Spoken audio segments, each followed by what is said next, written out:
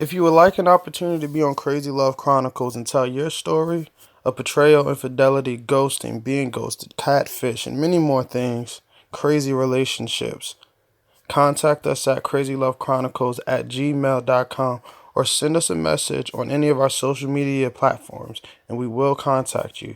Please stay tuned for our next session. Our story, your story, real and uncut.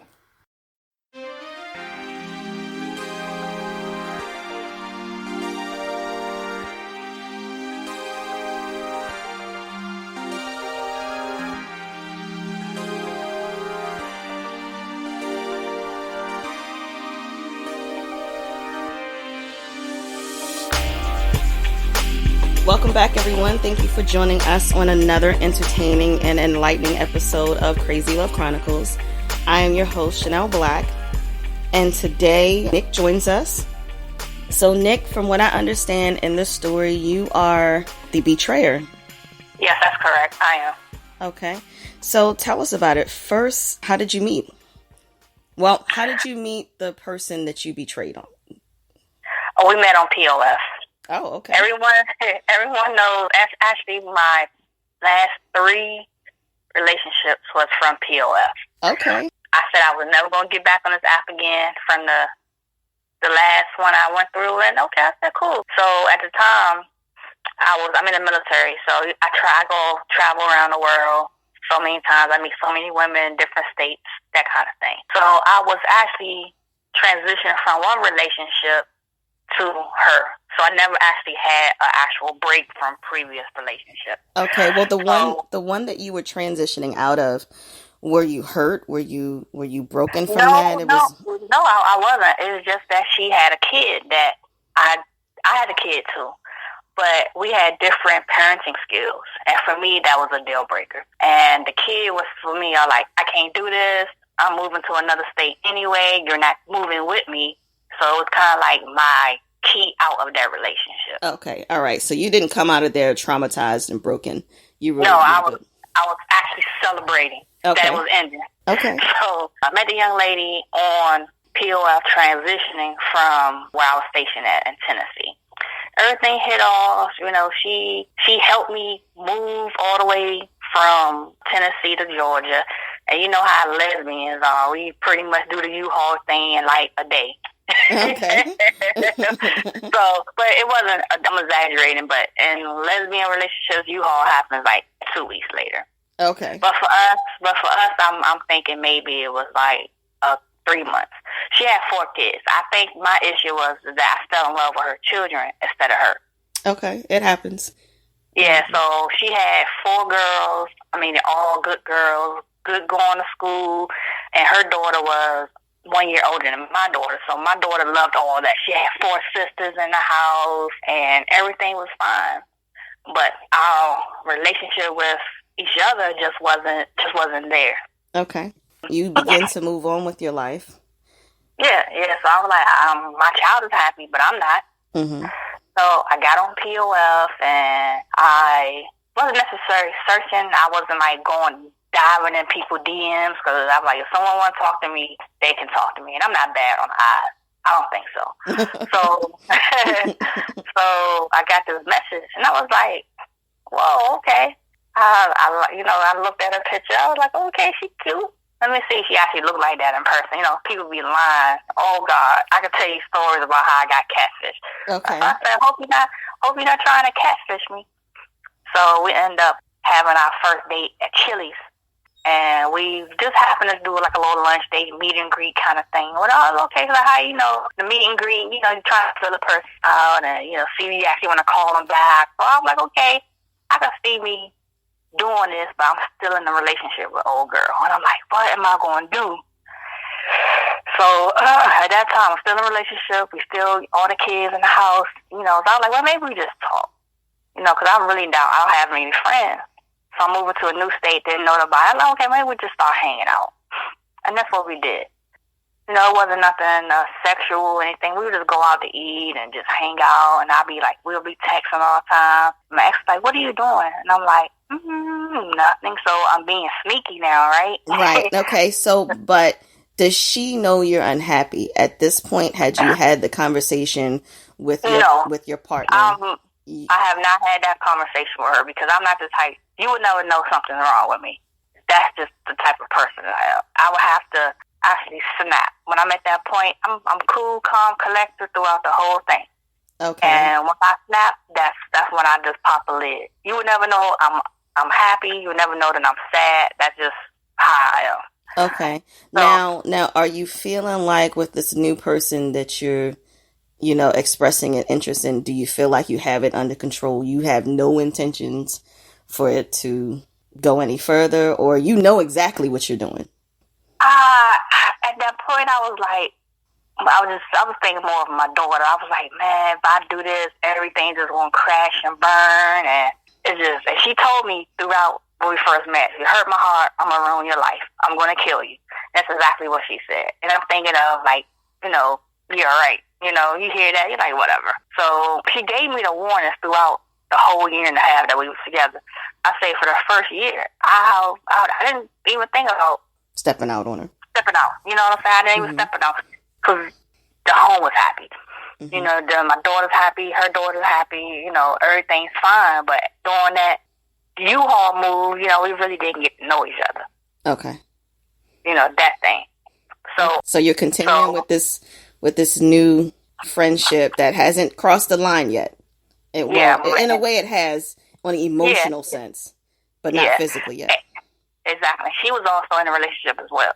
Okay. So we both transitioning from those relationships. We were like, well, I don't want to cross that line. I was like, man, I don't know what to do. I'm like, man, she's sexy as hell. I'm like, I'm not thirsty, not needing sex because I'm getting sex at home.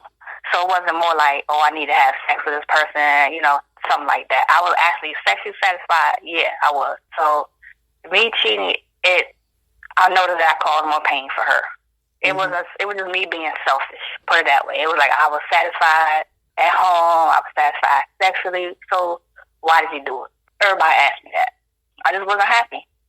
That over all that sex stuff, all that other stuff didn't matter. I just wasn't happy. Okay. And that's interesting for our listeners to hear and understand. If they're if they've been cheated on, they're trying to understand, why their partner would make that choice. Sometimes it has nothing to do with not being satisfied in the bedroom. There's just something missing. No, it's something missing. If you're not completely happy 100%, that person is going to step out no matter what. You could be the best wife, best girlfriend, cook, clean, do flips in the bedroom, but if they're not happy, their heart's not in it, it is just not going to fucking work. Okay. Like, it don't matter. You could be the best looking chick too. It don't matter. You can have all the money in the world. It don't matter. So what starts to happen? Do you start to get a little sloppy and your partner's starting to pick up on some vibes and some hints?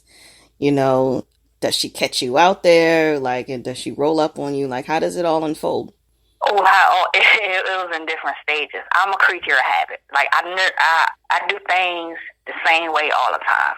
As soon as I did something different, that's when she noticed. Like, I started to put my phone face down. Like, that's kind of stuff that she started to notice. I was like, wow, I didn't even notice that. So I put my phone face down. I was always keeping it on vibrate because I can't really hear. So my phone was always on vibrate. I put it face down. And with the iPhone, all your pictures go through all your devices. Okay. So she would send me pictures, and I'm forgetting that, damn, the pictures go through all my devices. At the same time, she's looking at all these pictures, not telling me. So she's sending me pictures, whatever. And remember, your text messages do too. So she's seeing all our text, and the text messages wasn't a sexual nature, but hey, how you doing? What you doing? And I'm complaining to her about the issues that I'm having in my household. So she can see you, complaining about your partner a little bit. Yeah. So I'm complaining, and I'm like, man, such and such, her kids not cleaning up, or, I'm paying all the bills, and, she pays some stuff too. So that the financial part wasn't the issue, is that just something gave me something to complain about. Right. Because when you're not happy, then it magnifies the smaller things are kind of magnified. Right. So, I'm just finding, I'm nitpicking stuff. So I'm like, man, I'm tired of this shit. Then so My wife like, I'm tired of this shit too. So we're like, let's go out. So we both tired of our old partners, and we complaining. And they're like, okay, let's go out. Okay, so with my wife, the first time I met her, I was like, what's up? You know what I'm saying? She was like, whoa. We're not gonna have sex, that fast. So she was actually the first woman that actually made me wait. Okay, so are you talking about your partner that you were committed with at the time, or are you talking about the new one, your side chick? Because yeah. So she's making you wait. Y'all really just building on that emotional and mental.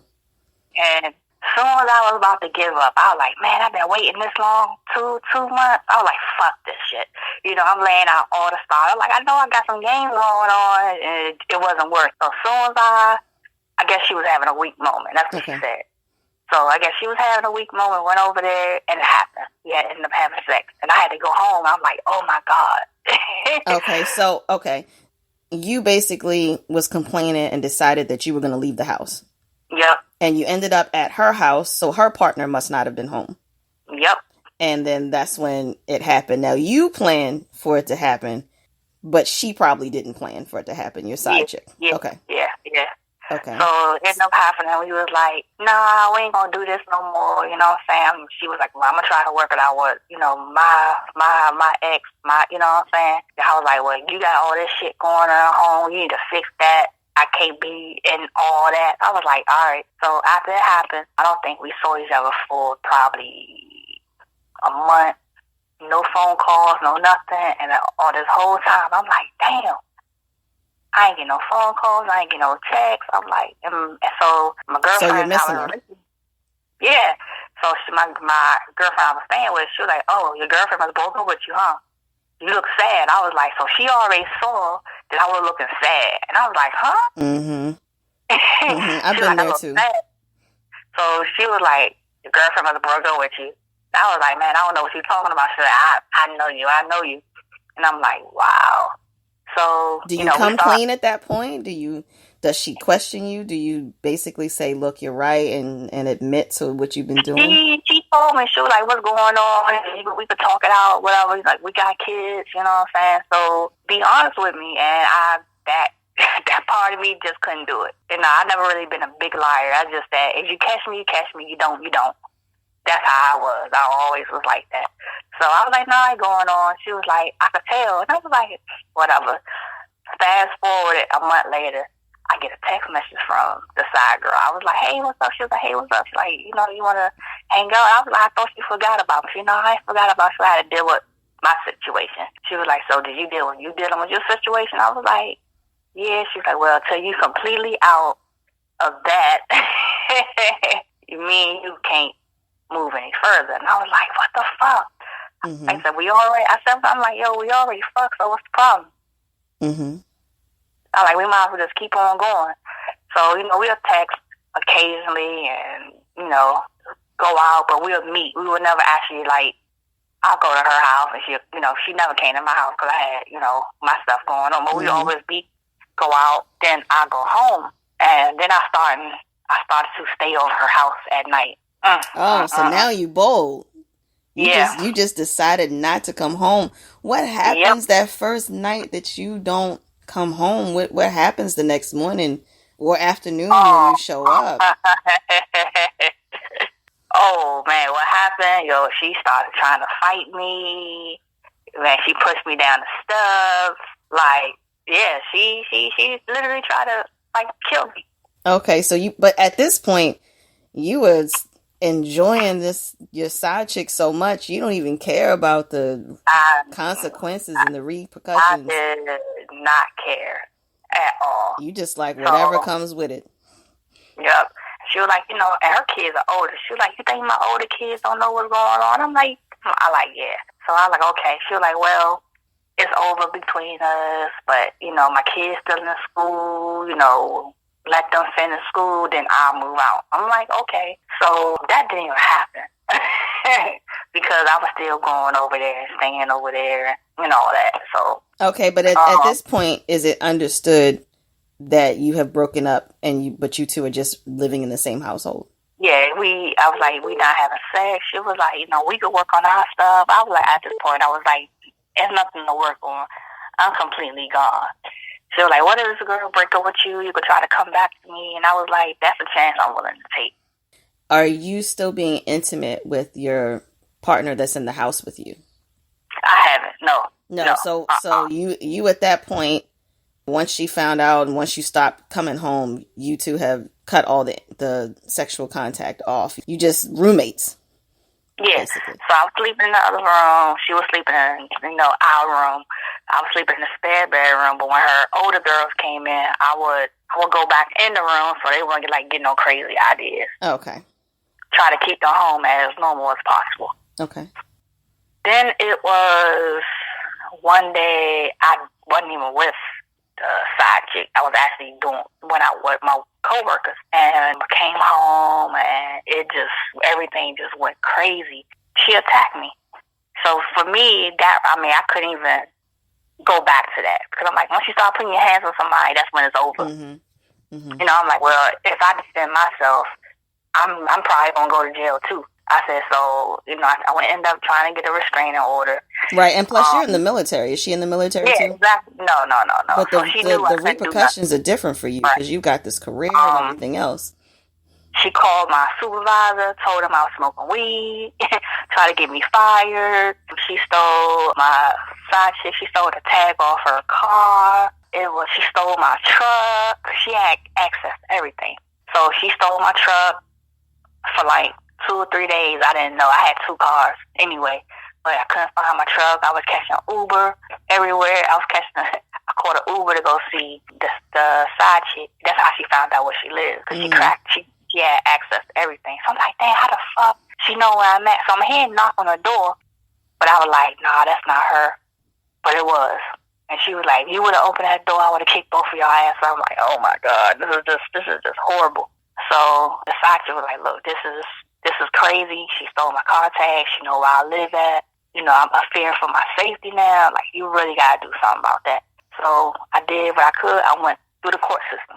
You go through the court system and try, it's over. And she was like, the judge was like, hey, y'all not going to use the court system, as a way to break up or end the relationship. Right. Like, oh, wow. So the judge did not give you a protective order so she could stop. No. Now that surprises me. That surprises me. Let me tell you why. Because I went in there and I didn't have anything. Yeah, I'm trying to get a restraining order against her, and she's showing a judge that she got marks on her. And I was like, those marks are from me defending myself. It wasn't like I'm up there hitting her. I'm like, I don't do that. And yeah, so she had pictures, she had text messages, so she showed all this to the judge, and judge was like, ma'am, I'm not giving no restraining order against her. You are the abuser. I was like, what? Wow, you were shocked. You weren't ready for that. Yeah. I was like, so I'm thinking, I'm good. I got this restraining order. I'm good. I'm like, oh. So, but I still had this victim thing. And in the state where I'm at, they had this victim thing. If you file it, it goes on their record. So I did have that. But as far as a protection order, no. And I'm like, yo, you got kids. You can't be doing that. Who gonna take care of your kids if you go to jail? So then she started thinking man, she really was trying to kill me. Oh, my goodness. Yeah. Okay, now, but did the judge rule in her favor, give her the protective order, and tell you to stay away from her? Yeah, she told both of us to stay away from each other. Okay, so what happens at that point? Do you completely move out of the place? Because it was my house. It was my house. Oh, so she... With her, yeah. So she had to go. She had to leave, but she said she's not leaving because I haven't officially kicked her out. So I had to go through that process of doing the eviction. Yeah, so I had to go through it. She had time, so she was just buying her time to, leave and save money. I was like, I'm not that. And on top of it, in the military, I have a secret card, to do stuff. She stole that. She was like, give me $5,000 and I'll leave you alone. Oh, my goodness. Yeah. So I ended up giving this girl $5,000. She said, because me leaving, I need a security deposit for my place. I got to buy new furniture, blah, blah, blah. I need $5,000 right now. And I was like, for a peace of mind? Okay. Yeah, I could see that. Now, I mean, I don't agree with her, putting that kind of pressure on you, but I can understand. I've been in situations where peace of mind is priceless. Yeah. Yeah, it was. So that was a total disaster. That right there the whole situation made me not ever want to cheat again. Because who knows? It could be 10 times worse than that. And I thought that was pretty extreme. Yeah. Yeah. Oh no, it can get more extreme. It can even lead to death. People kill each other over stuff like that. Yeah, and I could see how that it could lead to that, because I was almost there. And the whole, we got kids seeing this stuff, and my daughter still love her, and they still have a relationship. I couldn't, like my wife, she like, y'all need to cut that. I'm like, but they had a relationship before the kids and stuff, so. Your side chick became your wife now. I just want the listeners to be clear when you're saying wife now, what you mean by that. Yes, we ended up getting married a year later. Okay. And since then, how long have you been married? We got married in June, so 7 months now. Okay, and everything's good? You both... Yeah, everything is good. We don't have no issues. I mean, I guess we're still in the honeymoon stage. Right. But everything's good right now. Just, something that you did not elaborate on for anybody who's in this situation and who's wondering, what made you unhappy about the first relationship you were in that you spoke of? You said you weren't, but what was it specifically? I guess I was missing a connection. Like, we didn't actually connect on a intimate, like more of an intimate spiritual level. Like, she didn't feel like your soulmate. Yeah, exactly. I got it. And, looking back on all of it, or as you reflect, what do you think? You did mention that you would never cheat again. That's the lesson that you learned from it. The lesson I learned, and if it's over, wait and then move on. Or, give your time some time to, be by yourself. Because remember, I've actually never had that. Okay. From the chick in Tennessee that came to Georgia, so I actually never had a period of time where it was just me. Okay. Maybe that's the neediness that I have. I don't like to be alone or stuff like that. But yeah, just take some time for yourself. Heal yourself first before you get in a new relationship. Right. Well, that is great advice, and I want to thank you so much for your time and taking your time to share your story. You're welcome. Thank you for having me. Sure, of course. And we wish you and our listeners happiness, healing, and hope. Thank you, everyone, for tuning in. All right, thank you. Thank you for tuning in to Crazy Love Chronicles. You can check us out on social media, Facebook, Twitter, Instagram. You can stay tuned to us on Spreaker, Spotify. You can watch us on YouTube, but please be sure to subscribe. Click the bell to be notified for future videos by Crazy Love Chronicles. Our story, your story, real and uncut.